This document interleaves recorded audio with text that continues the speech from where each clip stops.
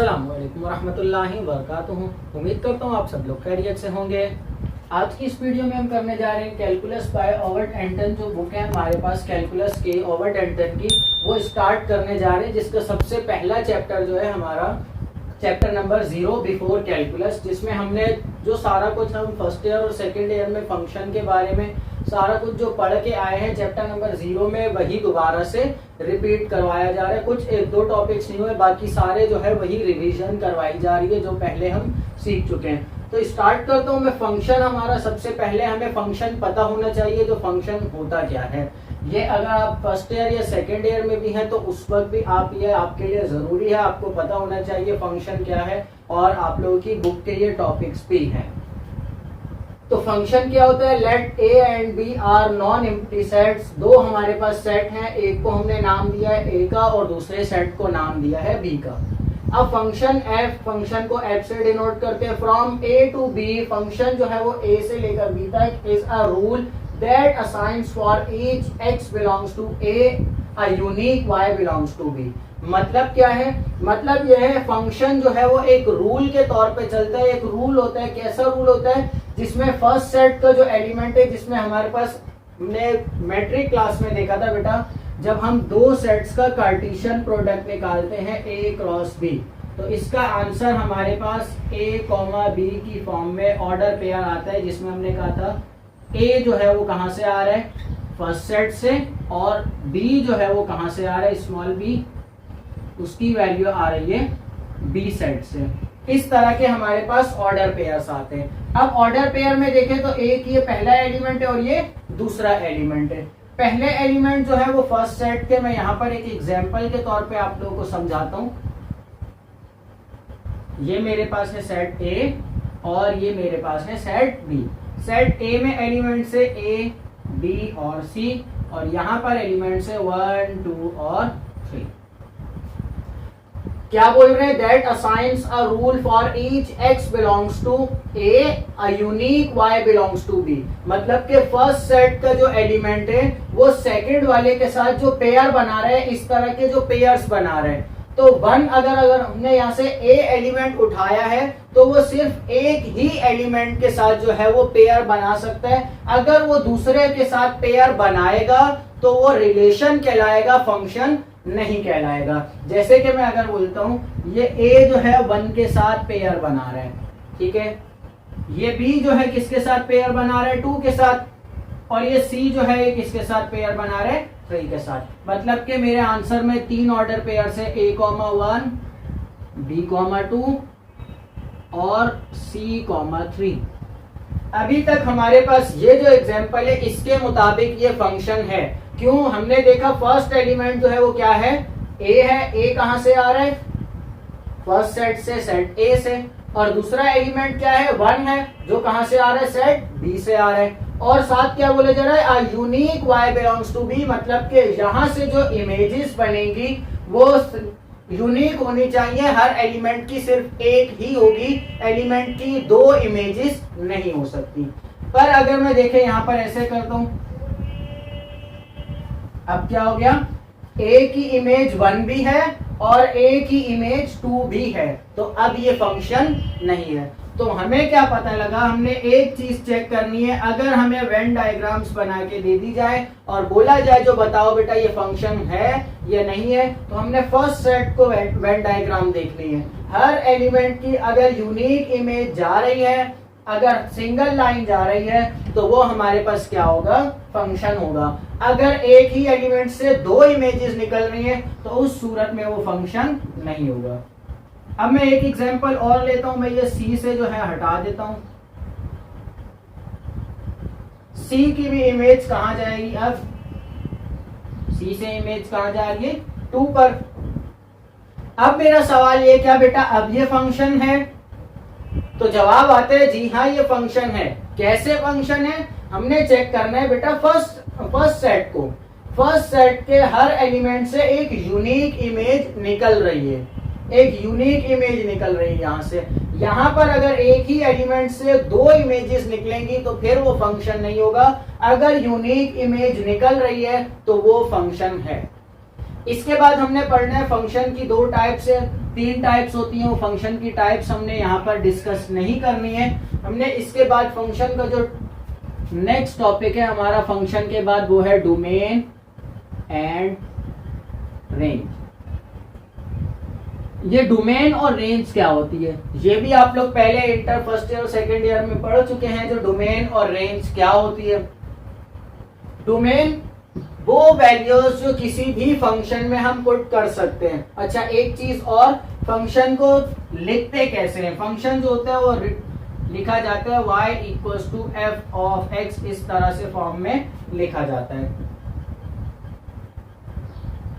इसका मतलब क्या है, y क्या है यहाँ पर, और f ऑफ x का मतलब क्या है, ये जब अभी डोमेन और रेंज हम लोग पढ़ लेंगे तो उसके बाद बहुत अच्छे तरीके से आपको समझ आ जाएगा। डोमेन और रेंज क्या होती है, डोमेन हमारे पास होती है फंक्शन में वो वैल्यूज जो हम पुट कर रहे हैं। जैसे कि मैं यहाँ पर एक एग्जांपल लिखता हूँ, y equals to 3x plus 2। अब मैं यहाँ पर क्या कर रहा हूँ, x की जगह पर पुट कर रहा हूँ x इक्वल्स टू 1, तो आंसर क्या आएगा, y equals to 3 multiply by 1 plus 2, 3 1 सा 3 प्लस 2, आंसर क्या आ जाएगा y का 5। तो मैं देख रहा हूं बेटा मुझे एक इक्वेशन गिवन थी, एक फंक्शन गिवन था, इसकी नेचर कैसी है वो हमारा काम नहीं है। हमने यहाँ पर देखा फंक्शन है, फंक्शन में हमने x की जगह पर क्या वैल्यू पुट की, 1 पुट करने पर y का एक आंसर आया। तो बेटा ये जो हमने वैल्यू खुद से पुट की है ये वैल्यू कहलाती है डोमेन, ये वैल्यू कहलाती है डोमेन। वो वैल्यू जो हम फंक्शन में पुट कर रहे हैं या हमें सवाल में बोला गया है इस फंक्शन में ये वैल्यू पुट करें, वो वैल्यू क्या होगी, उस फंक्शन की डोमेन होगी। और जो आंसर आएगा, जो इस फंक्शन का आंसर आएगा वो हमारे पास क्या होगी, रेंज होगी। तो y equals to f of x की फॉर्म में लिखा जाता है, मतलब कि x जो है जो भी हमारे पास वेरिएबल है, x भी हो सकता है, y भी हो सकता है, z भी, समटाइम्स u भी इस्तेमाल होता है। जो भी हमारा f ऑफ की फॉर्म में लिखा हुआ होगा उसकी जगह हम जो भी वैल्यू पुट करेंगे वो डोमेन होगी, और उसके आंसर में जो हमारे पास आएगी वैल्यू वो y का आंसर होगा, और वो हमारे पास क्या होगी, रेंज होगी। ये तो थी फंक्शन की सिंपल, एक नंबर पे डोमेन है हमारे फंक्शन की, एक नंबर हमने x इक्वल्स टू 1 डाला है, पर मैं यहाँ पर x की जगह पर 2 भी डाल सकता हूँ, x की जगह पर 3 भी डाल सकता हूँ, मैं यहाँ पर कोई भी नंबर डाल सकता हूँ, उसके कॉरेस्पॉन्डिंग इस फंक्शन का कोई ना कोई आंसर जरूर आएगा। अब वो जो आंसर आएगा उस आंसर के लिए, अब यहाँ पर तो मैंने सिर्फ एक नंबर को मैंने कहा ये डोमेन है, इसके साथ 2 भी डोमेन हो सकती है, 3 भी हो सकती है, 4 भी, 5 भी, 6 भी। तो अब मैं क्या करूंगा, मैं एक होल कंप्लीट डोमेन मालूम करूंगा।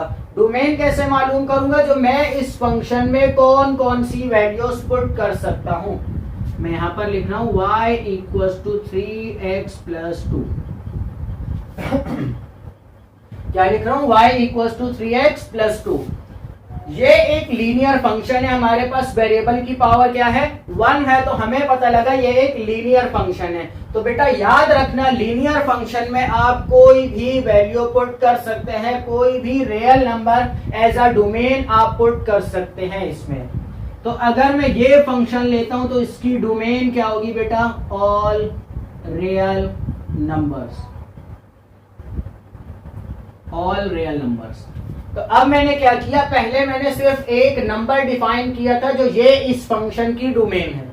यहां पर मैंने क्या कर लिया, एक पूरा सेट डिफाइन कर लिया, जो ये पूरा का पूरा सेट इस फंक्शन की जो है वो डोमेन है। तो जब हम इन जनरल बताते हैं बेटा, जो इन जनरल जब हम बताएं जो इस फंक्शन में हम यहां से लेकर यहां तक सारी वैल्यूज पुट कर सकते हैं, ये वाला पूरा नंबर सेट जो है वो हम पुट कर सकते हैं, तो इस वक्त ये जो डोमेन होती है इसको बोला जाता है नेचुरल डोमेन। अगर सवाल आपसे किया जाए फंक्शन की नेचुरल डोमेन मालूम करें, तो फंक्शन की नेचुरल डोमेन मालूम करने का मतलब है हम सिर्फ एक वैल्यू नहीं बताएंगे जो ये वैल्यू फंक्शन में पुट करनी है। नेचुरल डोमेन का मतलब है बेटा जो जो वैल्यूज इस फंक्शन में पुट करने पर हमारे पास अनडिफाइंड फॉर्म नहीं आ रही, वो सारी वैल्यूज हम यहाँ पर नेचुरल डोमेन में बताएंगे। अब ये एक नई चीज मैंने और बताई बेटा, वो क्या है, एक लफ्ज मैंने इस्तेमाल किया अनडिफाइंड फॉर्म। अनडिफाइंड फॉर्म, अब ये अनडिफाइंड फॉर्म क्या होती है? अनडिफाइंड फॉर्म, यहां पर अगर आपके पास नंबर आ जाता है 1/0, 2/0 या 3/0, जिसको हम आम आसान अल्फाजों में बोलते हैं इन्फिनिटी। समटाइम्स इसको इन्फिनिटी भी बोला जाता है, जो आपने इंटर में फिजिक्स में भी देखा होगा, और साथ ही साथ आपने सेकेंड ईयर में फर्स्ट चैप्टर जो है लिमिट्स वाला, उस लिमिट्स वाले चैप्टर में भी आपने इन वाली इनइक्वालिटीज को सॉल्व किया है, इन वैल्यूज को आपने देखा होगा। या साथ ही साथ एक और आती है 0/0। 0/0 या 1/0, ये इन्फिनिटी जो है, ये हमारे पास जो है ये हमारे पास जो है इन्फिनिटी है। समटाइम्स फंक्शन का आंसर इन्फिनिटी आ सकता है, पर 0/0 जो है ये हमारे पास कहलाती है अनडिफाइंड फॉर्म। अब 0/0 हमारे पास अनडिफाइंड फॉर्म क्यों कहलाती है? क्योंकि बेटा 1/0, 2/0, 3/0 ये सब आप पढ़ चुके हैं, जो है ये सब इन्फिनिटी होते हैं, इनको हम कैलकुलेट नहीं कर सकते। तो अनडिफाइंड फॉर्म हम चेक करेंगे किसी भी फंक्शन की, हम नेचुरल डोमेन जब चेक करने जा रहे हैं तो हम देखेंगे उसमें कहीं अनडिफाइंड फॉर्म तो नहीं आ रही, हमारी वैल्यूज पुट करने पर आंसर हमारा 0/0 तो नहीं आ रहा। अगर 0/0 आ रहा है तो हम उस फंक्शन में हम वो वैल्यू नहीं पुट कर सकते। जैसे कि मैं यहाँ पर एक एग्जांपल लेता हूँ बेटा,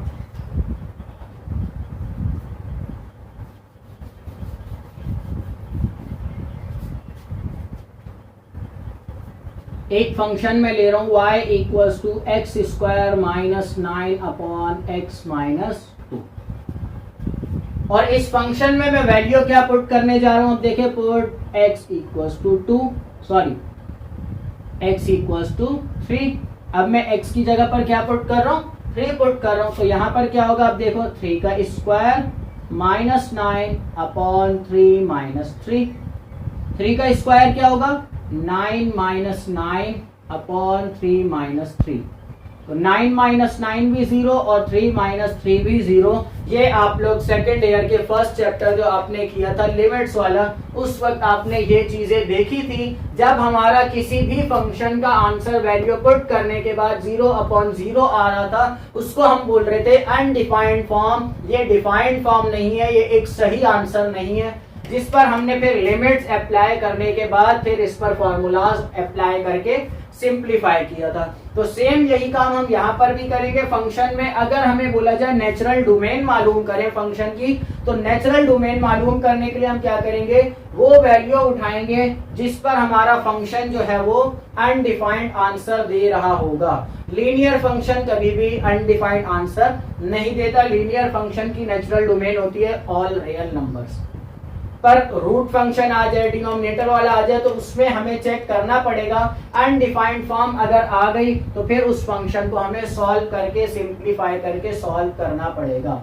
तो चले देख लेते हैं आगे हमारे पास फंक्शन की नेचुरल डोमेन। हम कुछ एग्जांपल्स कर लेते हैं जो किस तरह से मालूम होगी। तो यहाँ पर मैंने एक एग्जांपल लिख लिया। एग्जांपल में हमें क्या बोला जा रहा है? Find the natural domain of, नीचे एक फंक्शन गिवन है। एक्सरसाइज 0.1 से पहले जो कुछ एग्जांपल्स गिवन है उसमें से मैंने एक एग्जांपल लिया यहाँ पर। अब देखते हैं इसकी नेचुरल डोमेन हमने मालूम करनी है बेटा। तो यहाँ पर क्या है? हमारे पास फंक्शन है f(x) = x³। अभी मैंने बताया बेटा लीनियर फंक्शन में हम कोई भी रियल नंबर पुट कर सकते हैं। इसी तरह से कोई भी हमें पॉलिनोमियल इक्वेशन गिवन होगी, पॉलिनोमियल इक्वेशन में हम सारे रियल नंबर्स पुट कर सकते हैं। पॉलिनोमियल इक्वेशन में जिसमें सिर्फ एक वेरिएबल इस्तेमाल हो रहा होगा और उसमें वेरिएबल की पावर इनवर्स में नहीं होगी। पॉलिनोमियल फंक्शन भी आप सेकेंड ईयर में पढ़ चुके हैं। पॉलिनोमियल भी आपने ज्यादा एग्जांपल्स उसकी सॉल्व नहीं किए हैं फर्स्ट सेकेंड ईयर में, पर आपने बेसिक पढ़ी है उसकी जो वो क्या होते हैं। तो पॉलिनोमियल इक्वेशन अगर होगी आपके पास तो उसमें आप ऑल रियल नंबर्स पुट कर सकते हैं। तो इसकी डोमेन क्या होगी हमारे पास? इस फंक्शन की डोमेन हमारे पास होगी ऑल रियल नंबर्स। सारे के सारे रियल नंबर्स हम पुट कर सकते हैं। एक और एग्जांपल मैं यहां पर करवा देता हूं आप लोगों को। या तो इस तरह से भी इसको ऑर्डर पेयर फॉर्म में -∞ to ∞ इस तरह भी लिखा जाता है। अब ये क्या है, -∞ मतलब के नेगेटिव में जहां तक नंबर जा रहे हैं वो सारे के सारे नंबर, और इसके साथ साथ पॉजिटिव में भी जहां तक नंबर जा रहे हैं तो सारे के सारे नंबर हम इसमें पुट कर सकते हैं, वो रैशनल हो, इररेशनल हो, डेसिमल वाले हो, फ्रैक्शनल हो, हर तरह का नंबर इसमें पुट करने पर आंसर हमारे पास एक रियल नंबर आएगा। तो ये तो थी सादा सी मिसाल। अब सेकंड देख लेते हैं। सेकंड मेरे पास एग्जांपल है यहाँ पर f of x equals to 1 upon bracket में हमारे पास x minus 1 multiply by x minus 3। अब ये मुझे यहाँ पर क्वेश्चन गिवन है, बोला जा रहा है इस फंक्शन की नेचुरल डोमेन मालूम करके बताएं क्या होगी।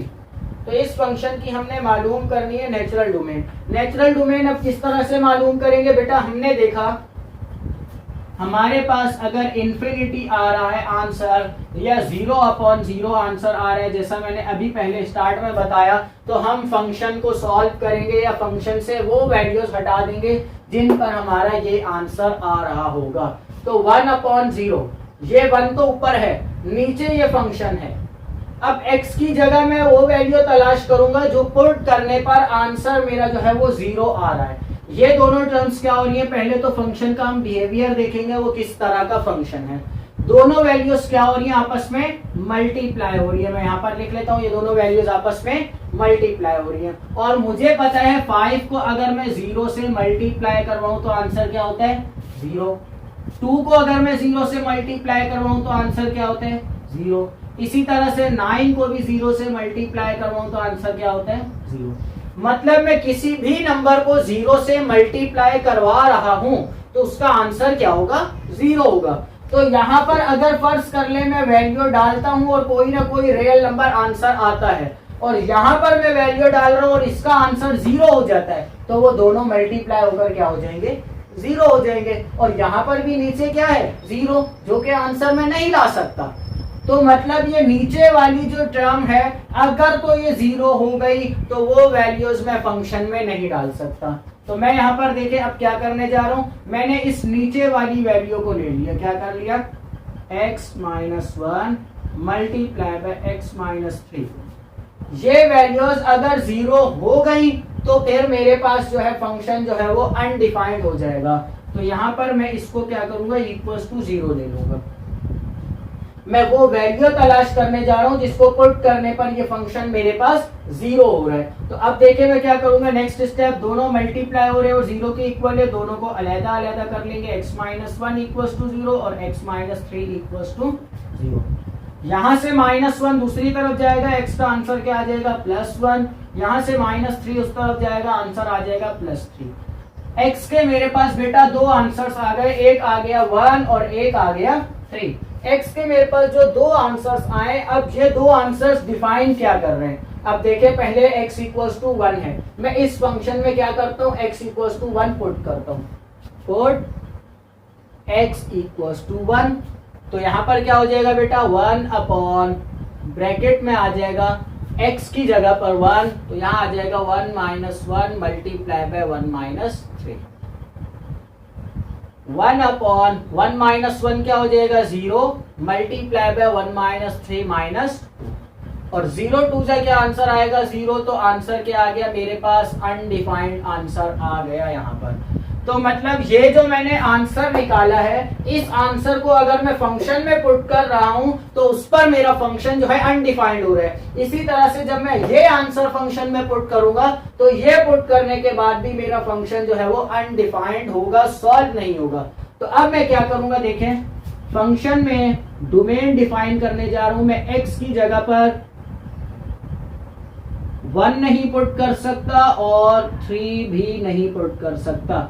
बेटा ये जो इक्वल्स टू है इस इक्वल्स टू के ऊपर अगर कट का निशान लगा हुआ हो तो बोला जाता है इज नॉट इक्वल्स टू पर कट का निशान का मतलब है इज नॉट इक्वल्स टू, मतलब इस फंक्शन में ये जो हमारे पास फंक्शन डिफाइन है, इस फंक्शन में जहां जहां x आ रहा है उस x की जगह पर मैं 1 नहीं पुट कर सकता और 3 भी नहीं पुट कर सकता इस फंक्शन में। तो यहाँ पर और आसान अल्फाजों में इस ऑर्डर पेयर फॉर्म के तौर पे लिखते हैं जिस तरह से हमने पहले लिखा है। तो यहाँ पर अब मैंने डिफाइन कर ली है नेचुरल डोमेन, जिसको मैं यहाँ पर लिखता हूँ नेचुरल डोमेन में डिफाइन करने जा रहा हूँ फंक्शन की। नेचुरल डोमेन क्या होगी फंक्शन की? हमारे पास फंक्शन में हम कौन कौन सी वैल्यूज नहीं डाल सकते। ये देखें मेरे पास है ये रियल लाइन, रियल नंबर्स की लाइन है। सेंटर में क्या है? 0।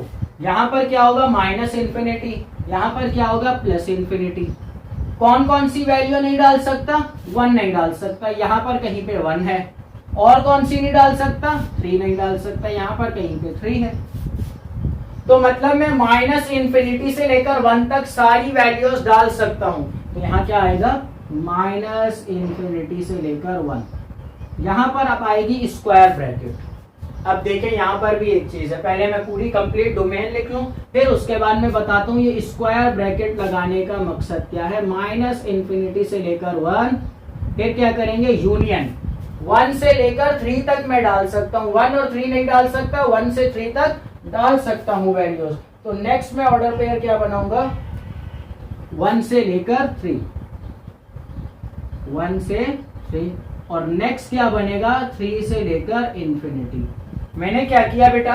यूनियन हमने पढ़ा था। यूनियन का मतलब क्या होता है? दोनों सेट्स के जितने एलिमेंट्स है सारे मिलके एक सेट बन जाएगा।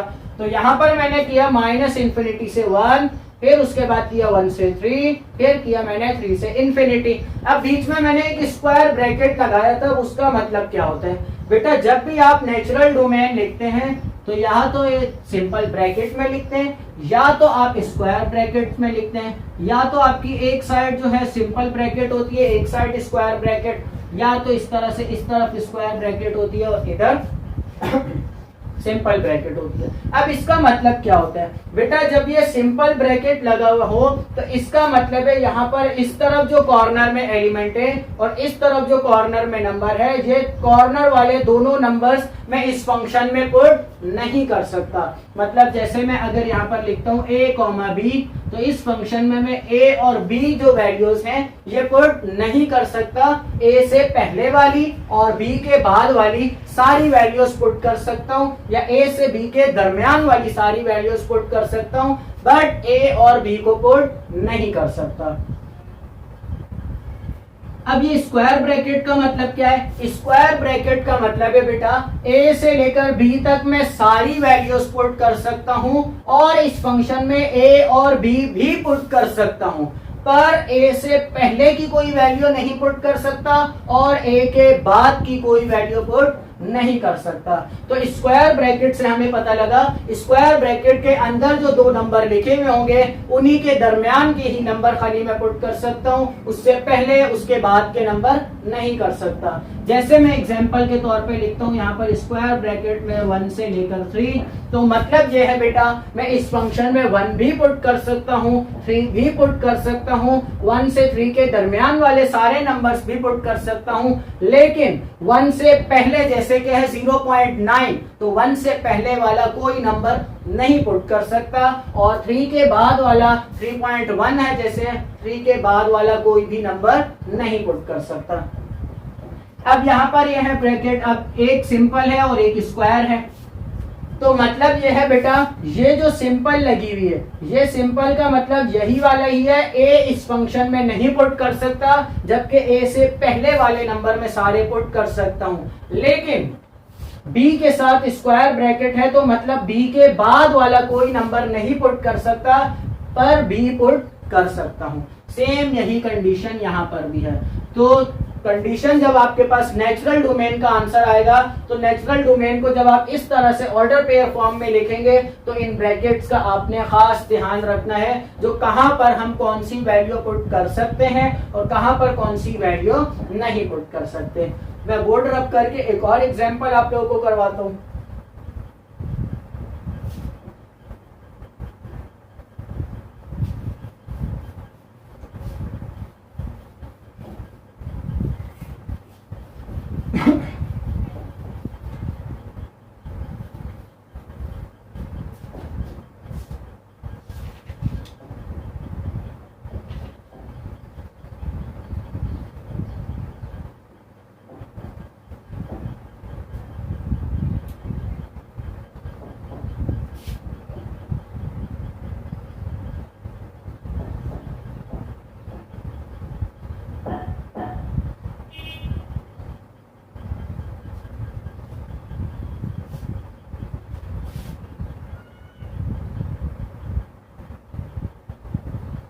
तो बेटा एक और एग्जांपल मैंने यहाँ पर लिख ली है फंक्शन की। अब यहाँ पर मैंने क्या करना है, रूट में फंक्शन है, इस रूट वाले फंक्शन की मैंने नेचुरल डोमेन डिफाइन करनी है, जो यहाँ पर इसकी नेचुरल डोमेन क्या होगी। तरीकेकार हमारा पिछला वाला ही रहेगा। फंक्शन क्या है, फंक्शन हमारे पास है, मैंने बताया था बेटा एक फंक्शन जिसमें हम रियल नंबर पुट करें, डोमेन भी उसकी क्या होगी, रियल नंबर, और उसकी रेंज भी क्या होगी, रियल नंबर ही होगी। पर यहाँ पर हम देखते हैं तो रूट वाला फंक्शन, ये भी हम फर्स्ट ईयर में पढ़ चुके हैं। रूट में अगर आ जाए, अंडर रूट में अगर -1 आ जाए तो वो किसके बराबर होता है, आयोटा के। जबकि आयोटा क्या है, एक इमेजिनरी नंबर है, इसका रियल लाइफ में हमारे पास कोई काम नहीं है, ये एक इमेजिनरी नंबर है। और जिस नंबर में इमेजिनरी पार्ट आ जाए वो नंबर कहलाता है बेटा मेरे पास कॉम्प्लेक्स नंबर। कॉम्प्लेक्स नंबर, तो रियल नंबर जो है वो कॉम्प्लेक्स नंबर हो सकता है, पर हमारे पास यहाँ पर आंसर जो है, अगर रूट में -1 आ गया तो आयोटा लग जाएगा साथ, तो आयोटा जो है वो हमारे पास एक कॉम्प्लेक्स नंबर है, पर आंसर हमें क्या चाहिए, एक रियल नंबर चाहिए। तो हम कोशिश ये करेंगे इसमें वो नंबर्स पुट करें जिसको पुट करने के बाद आंसर हमारे पास जो है वो आयोटा ना आए। तो अब आयोटा कहां कहां होगा पहले तो मैं ये बता देता हूं। ये देखें, दोबारा से रियल लाइन पर आते हैं। सेंटर में क्या है बेटा, 0। इस तरफ है हमारे पास 1 2 3 4 इस तरह के पॉजिटिव नंबर से सारे इनफाइनाइट तक। इससे पहले हमारे पास -1 -2 -3 -4, मतलब कि हमारे पास 0 से पहले सारे ही नेगेटिव नंबर्स हैं। तो अब हम क्या करेंगे, अब देखें यहाँ पर 0 है, 0 से अगर मैं थोड़ा सा भी पीछे जाता हूं तो क्या आएगा, -0.1। तो -0.1 जो है अगर मैं पुट करता हूं रूट में तो वो दोबारा से मेरे पास क्या बन जाएगा बेटा, एक कॉम्प्लेक्स नंबर बन जाएगा। तो मैं क्या करूंगा, यहां पर मेरी कोशिश ये होगी आंसर फंक्शन का 0 आए या 0 से बड़ा आए। तो अब इसके लिए हम क्या करेंगे, पहले मैं यहाँ पर फंक्शन लिख लेता हूँ, f of x equals to √x² -5x + 6। अब पिछला जो हमारा क्वेश्चन था जिसमें डिनोमिनेटर आ रहा था, डिनोमिनेटर वाले में हमने देखा बेटा जो भी डिनोमिनेटर होगा उसको उठाकर 0 की इक्वल लेट करेंगे, x का आंसर निकालेंगे, जो भी आंसर आएगा उस आंसर को हटा देंगे, बाकी पूरी रियल लाइन हमारा जो है वो नेचुरल डोमेन होगी हमारी। पर यहाँ पर रूट फंक्शन है, रूट फंक्शन में मुझे पता चला मेरा आंसर कोई भी नेगेटिव नंबर नहीं आना चाहिए। तो अब मैं क्या करता हूं, ये देखें, x² -5x + 6 ये मेरे पास नेगेटिव नहीं होना चाहिए। नेगेटिव मतलब के 0 से बड़ा ही होना चाहिए। तो यहाँ पर मैं इनइक्वालिटी इस्तेमाल करूंगा, ग्रेटर देन किसके, 0 के। इस फंक्शन का जो आंसर होगा वो हमेशा ग्रेटर देन 0 होगा। पर साथ ही साथ अगर मैं रूट में पुट करता हूं 0 तो आंसर क्या आता है, 0। तो ये तो मेरे पास कॉम्प्लेक्स नंबर नहीं है, तो साथ ही साथ मैं इधर इनइक्वालिटी के एक लाइन और लगा दूंगा, जिसका मतलब है बेटा ग्रेटर देन और इक्वल्स टू, इस फंक्शन का आंसर 0 भी आ सकता है, 0 से बड़ा भी आ सकता है, पर 0 से छोटा नहीं आ सकता। तो अब देखें, मैं यहाँ पर इसको फैक्टराइजेशन के जरिए सॉल्व करूंगा, जो हमने मैट्रिक में सीखा था। पूरी कंप्लीट फैक्टराइजेशन मैं नहीं कर रहा, यहाँ पर मैं डायरेक्ट आपकी एग्जांपल से ही देखकर इसके फैक्टर्स लिख रहा हूँ। एग्जाम्पल आपको बुक में सॉल्व करके दी गई है। यहाँ पे फैक्टर्स जो है वो इस फंक्शन को, इस इक्वेशन को ब्रेक करने पर, इस क्वाड्रेटिक इक्वेशन को सॉल्व करने पर जो इसके फैक्टर्स बनेंगे वो एक बनेगा x-3 और एक बनेगा x-2। फैक्टर्स बना लिए, इन दोनों फैक्टर्स को क्या करेंगे, अलग अलग तोड़ देंगे बेटा। x-3 इज ग्रेटर देन और इक्वल्स टू 0 और x-2 इज ग्रेटर देन और इक्वल्स टू 0। तो बेटा यहाँ पर क्या है, इनइक्वालिटी इस्तेमाल हो रही है, x-3 इज ग्रेटर देन और इक्वल्स टू 0 और x-2 इज ग्रेटर देन और इक्वल्स टू 0। तो जब हमारे पास होता है सिर्फ इक्वल टू का साइन, तो हम वैल्यू उठाते हैं दूसरी तरफ ले जाते हैं, साइन चेंज हो जाता है, सिंप्लीफाई हो जाता है। पर यहाँ पर हमारे पास है इनइक्वालिटी, तो इनइक्वालिटी में जब हम कोई वैल्यू उठाकर दूसरी तरफ लेकर जाते हैं तो उस वैल्यू का साइन तो चेंज होता है, पर साथ ही साथ इनइक्वालिटी भी उलट हो जाती है। तो मतलब यहाँ पर आ जाएगा -3 से उस तरफ जाएगा +3 हो जाएगा, और ये इनइक्वालिटी ग्रेटर देन और लेस देन से, ग्रेटर देन और इक्वल टू से चेंज होकर लेस देन और इक्वल टू में आ जाएगी। सेम काम यहाँ पर भी करेंगे, -2 से उस तरफ जाएगा, +2 हो जाएगा, और यहाँ पर आंसर आ जाएगा x इज ग्रेटर देन 2।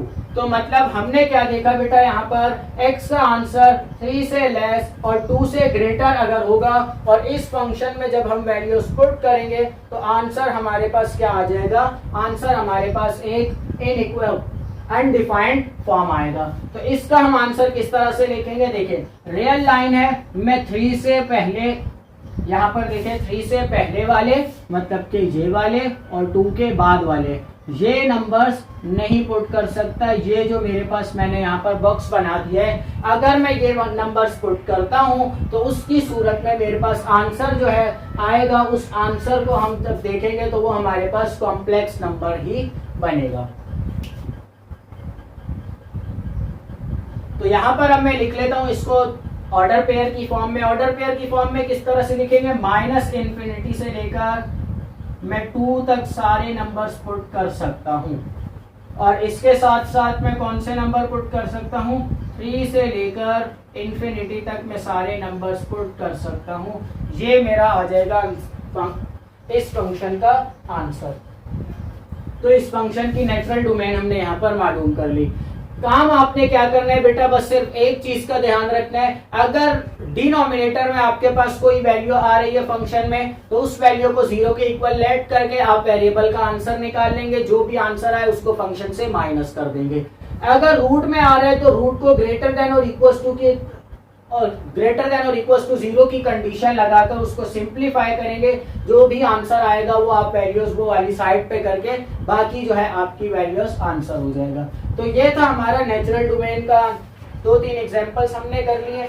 इसके बाद है हमारे पास एक्सरसाइज, जिस एक्सरसाइज में हमने सॉल्व करना है क्वेश्चन को, कुछ क्वेश्चंस की हमने नेचुरल डोमेन को कंपेयर करना है। बोला जाएगा ये फंक्शन एक गिवन है और साथ एक दूसरा फंक्शन गिवन है, बोला जाएगा इन दोनों की प्रूफ करो जो इनकी नेचुरल डोमेन जो है वो सेम है, बराबर है, एक दूसरे की सेम है। अगर एक फंक्शन की x है तो दूसरे की भी x ही होगी। तो यहाँ पर अब देखते हैं एक्सरसाइज क्वेश्चन सॉल्व कर लेते हैं।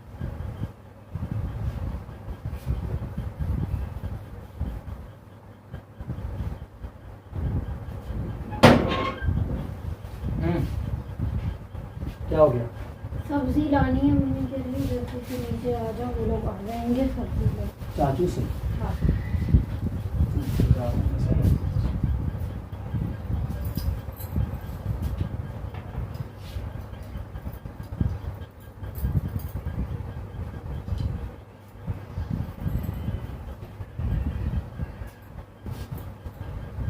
क्या किया तुम? कहाँ पर? वो वाला मंजा वहाँ है, ये वाला मंजा यहाँ है, मेरा मंजा यहाँ।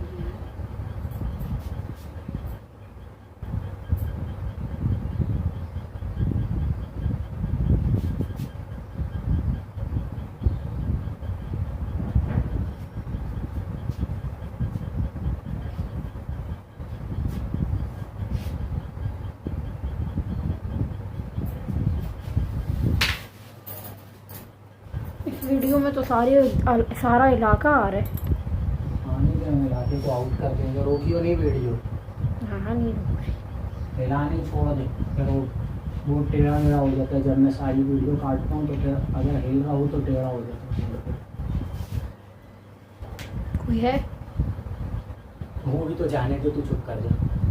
एक्सरसाइज का बेटा क्वेश्चन नंबर 4 मैंने यहाँ पर लिख लिया। क्वेश्चन नंबर 4 में क्या बोला जा रहा है, in each part compare the natural domain of f and g। दो फंक्शंस गिवन है मुझे, एक f ऑफ x गिवन है और दूसरा गिवन है g ऑफ x। बोला जा रहा है बताओ इन दोनों की जो नेचुरल डोमेन होगी वो बराबर होगी, दोनों की नेचुरल डोमेन जो है वो सेम होंगी।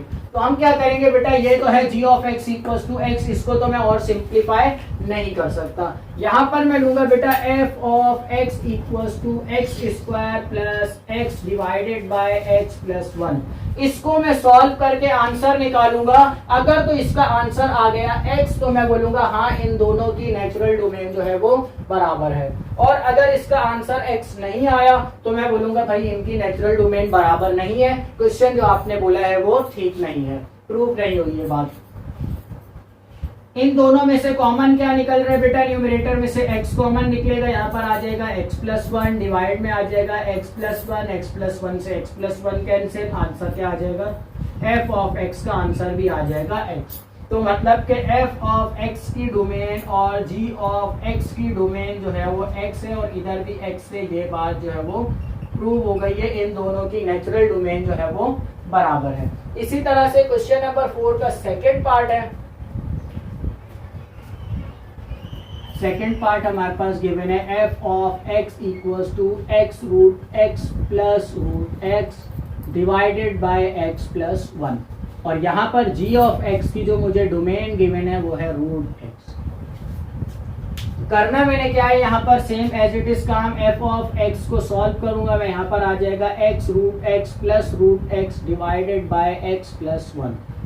न्यूमरेटर से कॉमन निकलेगा रूट x, तो यहाँ पर बच जाएगा बेटा x plus 1 divided by x plus 1, तो दोनों कैंसिल आउट हो जाएंगे, आंसर आ जाएगा बेटा रूट x। तो ये बात प्रूव हो गई, f ऑफ x और g ऑफ x की डोमेन जो है वो, नेचुरल डोमेन जो है वो सेम है, ये बात प्रूव हो गई है। मैं f ऑफ x में जो वैल्यूज डाल सकता हूँ वही वैल्यूज g ऑफ x में भी डाल सकता हूँ। आसान अल्फाजों में इसका मतलब ये है, f ऑफ x में जो वैल्यूज डालूंगा आंसर उसका अनडिफाइंड फॉर्म नहीं आएगा, g ऑफ x में भी वही वैल्यूज मैं डाल सकता हूँ। तो यहाँ पर अभी इस वीडियो को खत्म करते हैं। यहाँ पर नेक्स्ट वीडियो में हम इंशाल्लाह इसी एक्सरसाइज के आगे के क्वेश्चन जो है जिसमें हमने फंक्शन की वैल्यूज मालूम करनी है या और काम करने हैं आगे फंक्शन के, वो सब कुछ हम मालूम करेंगे। उम्मीद करता हूँ बेटा आज जो समझाया वो समझ आ गया होगा। अल्लाह हाफिज।